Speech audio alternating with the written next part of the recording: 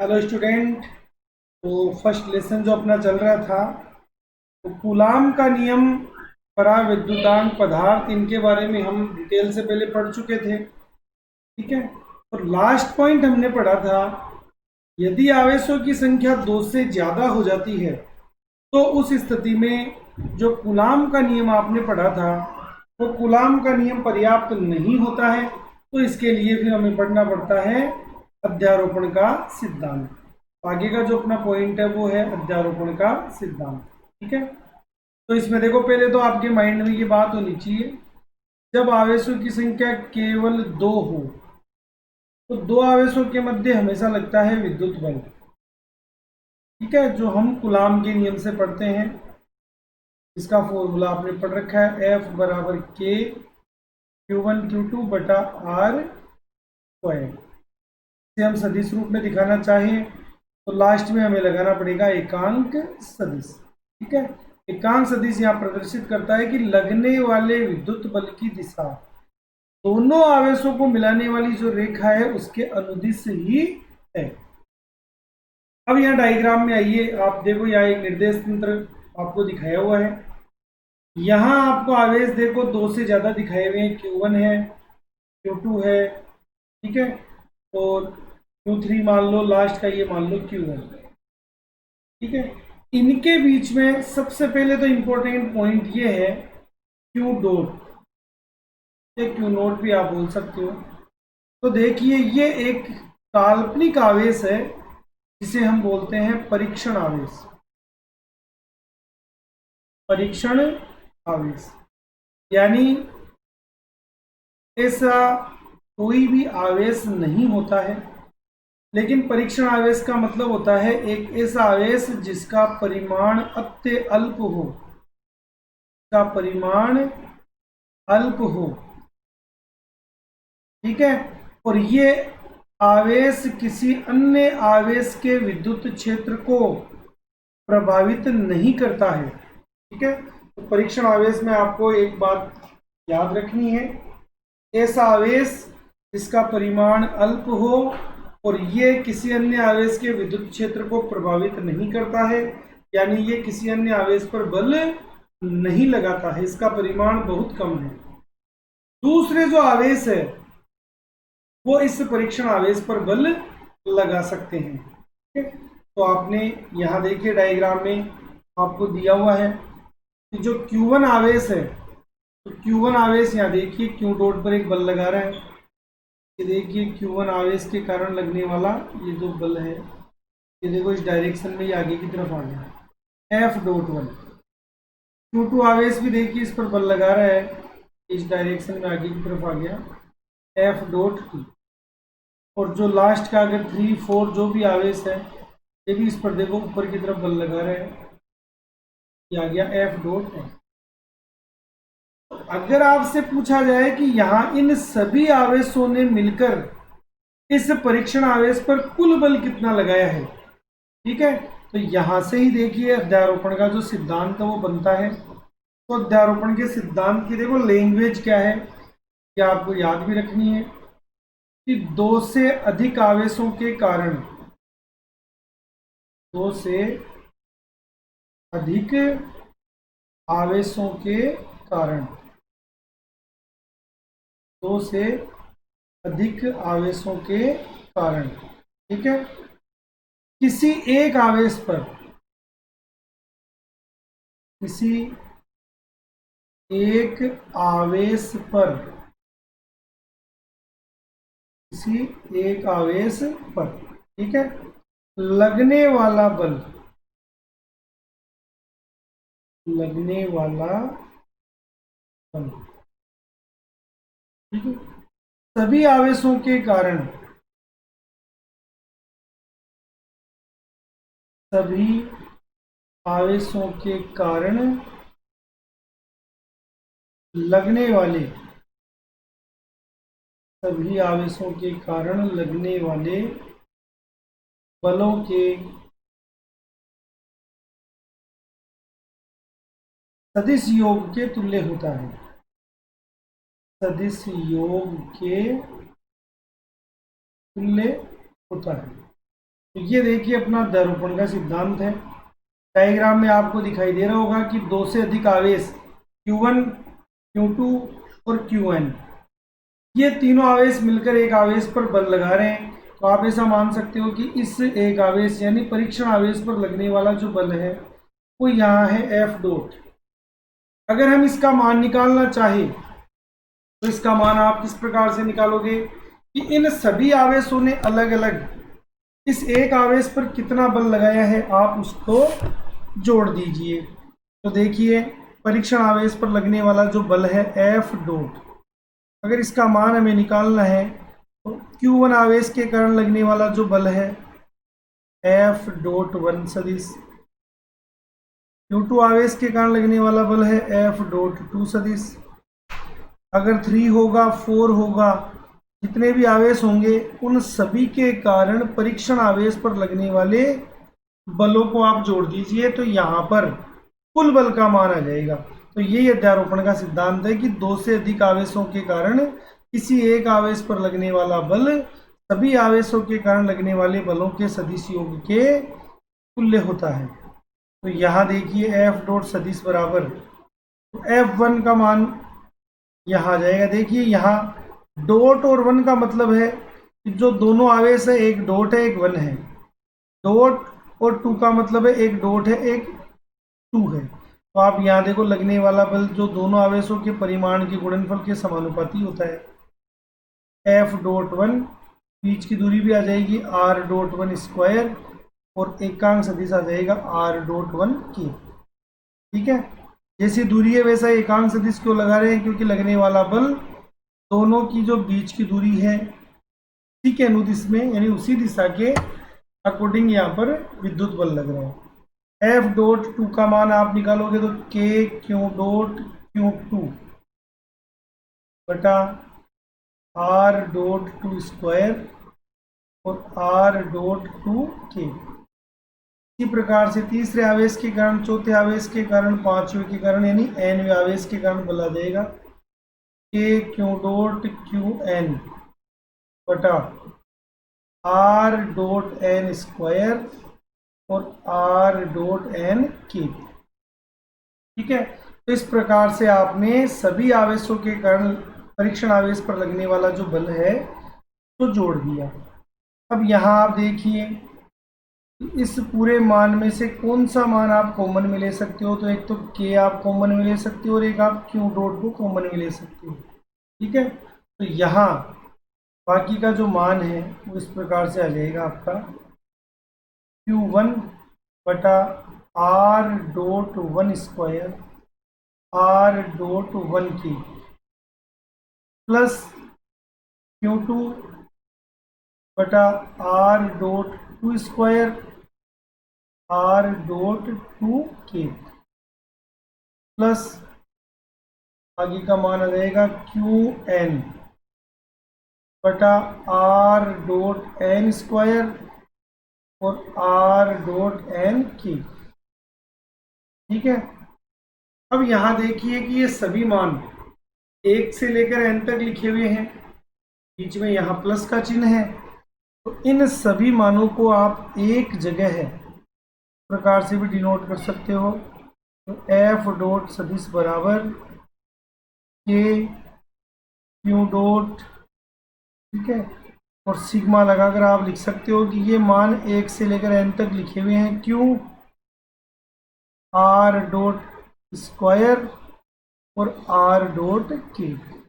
ठीक है, क्योंकि देखो अगर ये फॉर्मूला आपने सिग्मा के साथ लिखा है इसका मतलब ये है कि ये मान आपका 1 से लेकर n तक लिखा हुआ है और हर बार बीच में कौन सा चिन्ह लगा हुआ है भाई, प्लस का चिन्ह।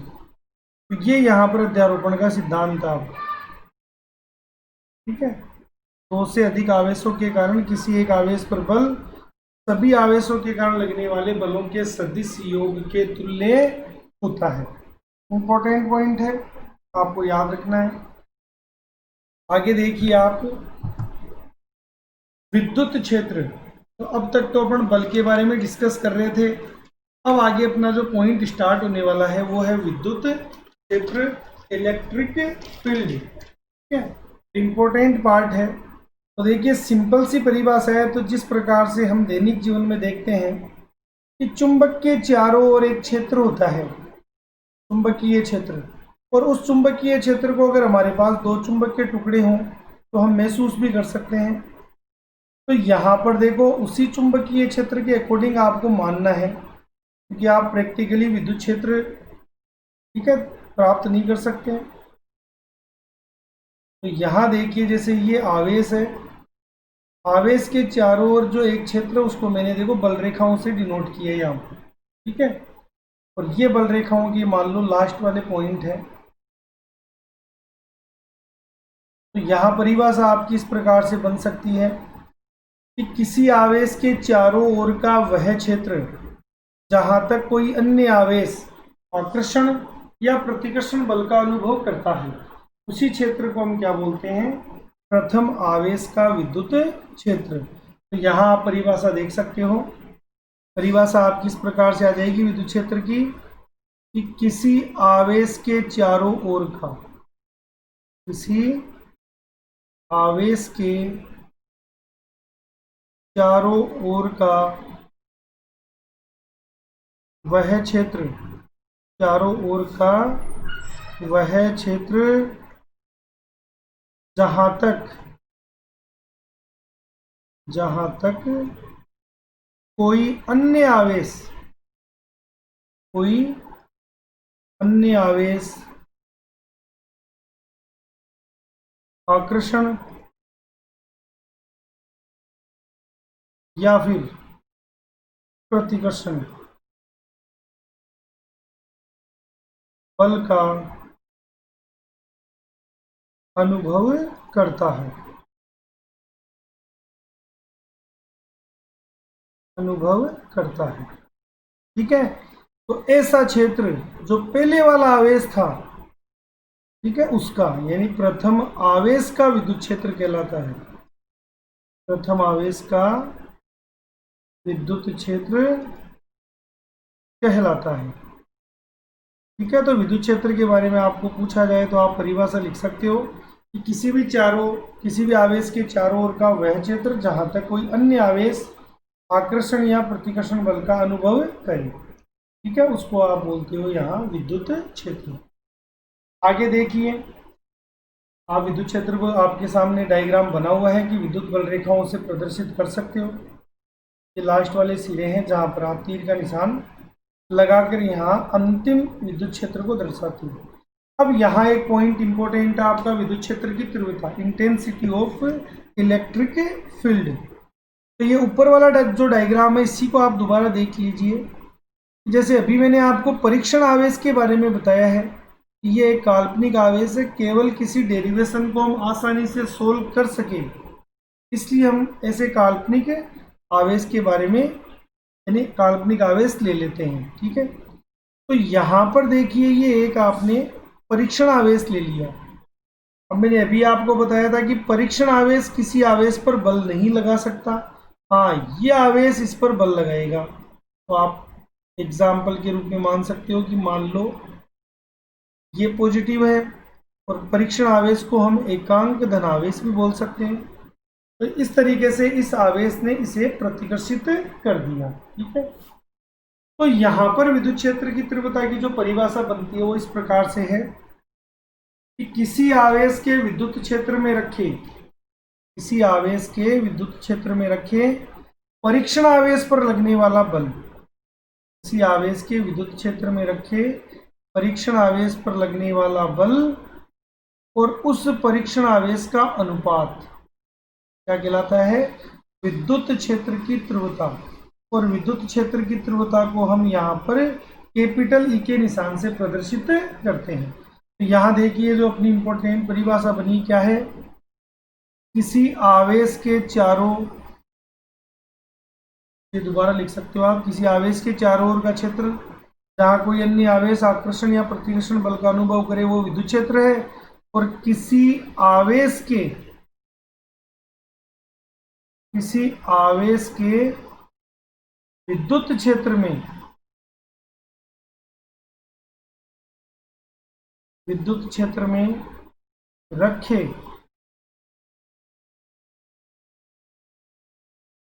परीक्षण आवेश पर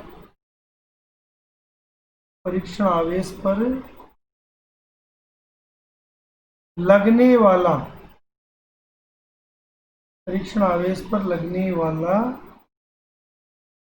बल व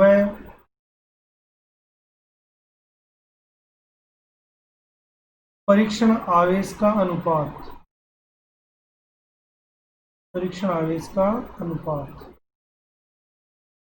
ठीक है, क्या कहलाता है? विद्युत क्षेत्र की तीव्रता। फॉर्मूला देखिए आपके सामने लिखा हुआ है। इस फॉर्मूले को देखिए आप इस प्रकार से भी सकते हो। यहाँ E बराबर F बटा क्यू आ गया। अगर मात्रक आपको निकालना हो तो बल का मात्रक यहाँ होता है न्यूटन, आवेश का मात्रक होता है कूलाम। अगर आपको यहाँ विमा बनानी हो, बल की विमा होती है यहाँ m1 L1 T-2 और कूलाम जिसको हम धारा इंटू समय से सकते हैं। तो फाइनली जो विमा अपनी बनेगी वो आ जाएगी यहाँ m1 L1 T-3, क्योंकि जो बटा के नीचे T लिखा हुआ है वो प्लस में है, 1 ऊपर जाएगा तो एक माइनस और बढ़ जाएगा, A-1। तो ये यहाँ पर विद्युत क्षेत्र की तीव्रता की विमा है, ठीक है। और विद्युत क्षेत्र की तीव्रता यहाँ पर क्या है? एक सदिश राशि है। अब आगे अपन देखो डेरिवेशन पढ़ने वाले हैं। ऐसे डेरिवेशन जो आपको 4 नंबर के रूप में पूछे जा चुके हैं। तो इनमें से देखो डेरिवेशन का जो मुख्य पॉइंट होगा, अपना स्टार्टिंग का पॉइंट, वो सबसे पहले हम पढ़ते हैं। एक देखिए आपके सामने एक छोटा सा डेरिवेशन है। बिंदु आवेश के कारण विद्युत क्षेत्र, electric field due to a point charge, यानी कोई भी एक अकेला आवेश, चाहे वो प्लस का हो और चाहे वो माइनस का हो, ठीक है। तो किसी भी एक अकेले आवेश को आप बोलते हो हमेशा बिंदुवत आवेश। तो देखो आपने ऐसा मान लिया कि ये एक आवेश है, इससे स्मॉल r दूरी पर देखो एक P बिंदु रखा हुआ है, ठीक है। P बिंदु पर आपको विद्युत क्षेत्र या विद्युत क्षेत्र की तीव्रता का मान ज्ञात करना है। तो मैंने अभी आपको बताया था विद्युत क्षेत्र की तीव्रता के लिए आपको चाहिए विद्युत बल, और विद्युत बल लगता है दो आवेशों के बीच में। इसलिए P बिंदु पर आपने काल्पनिक परीक्षण आवेश को यहाँ पर ले लिया, ठीक है। तो यहाँ आप सीधा सीधा लिख सकते हो, जैसे आप इसको आवेश को मान लेते हो प्लस क्यू आवेश के कारण,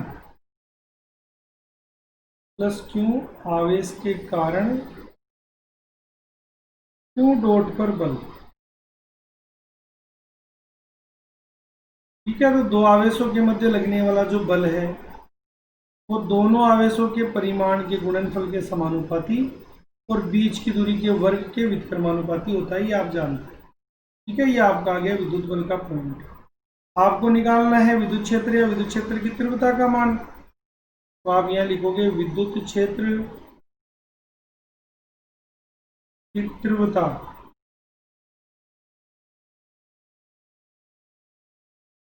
की परिभाषा से। तो परिभाषा देखिए अभी आपने पढ़ी है कि किसी भी आवेश के विद्युत क्षेत्र में रखे परीक्षण आवेश पर लगने वाला बल और उस परीक्षण आवेश का अनुपात क्या कहलाता है? विद्युत क्षेत्र की तीव्रता, ठीक है। F का जो मान है वो देखिए समीकरण 1 में आपके पास लिखा हुआ है। तो आप लिखोगे E बराबर F का जो मान है K क्यू डॉट बटा R स्क्वायर, और ये बटा में आ जाएगा क्यू डॉट। तो जो आपने काल्पनिक आवेश लिया था, हालांकि इसका परिमाण आप ज्ञात नहीं कर सकते, तो यहाँ देखो फॉर्मूला भी इस तरीके से कन्वर्ट हो गया कि ये मान आपका वापस कट जाएगा।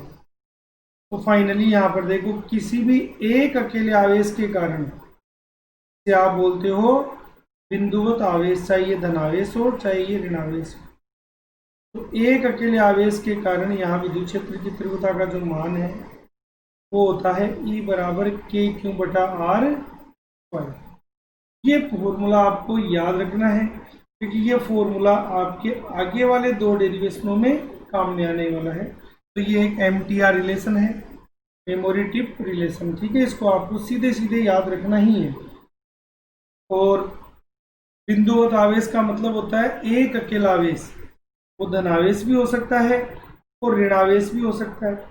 दोनों के कारण विद्युत क्षेत्र का जो मान है वो आपका यही आना है। ठीक है, ये पॉइंट आपको याद रखना चाहिए, धनावेश हो चाहिए ऋणावेश हो, दोनों आवेशों को आप एक ही नाम देते हो यहाँ बिंदुवत आवेश। और जिस पी बिंदु पर आपको विद्युत क्षेत्र का मान ज्ञात करना है, आप ये पॉइंट भी माइंड में रखोगे कि वहां पर आपको एक आवेश की कल्पना करनी पड़ेगी जिसे आप बोलते हो परीक्षण आवेश। ठीक है, ऐसा कोई आवेश नहीं होता है जिसका परिमाण अल्प हो लेकिन डेरिवेशन अपना आसानी से सोल्व हो जाए, इसलिए ऐसे आवेश की कल्पना हम करते हैं। ठीक है, तो आगे के वीडियो में हम अब दो इम्पोर्टेंट डेरिवेशनों के बारे में पढ़ेंगे। तो ये आपका बेसिक पॉइंट है, और अगर आपने पीछे के वीडियो नहीं देखे हैं तो वो वीडियो भी आप अच्छी तरह देखें। धन्यवाद।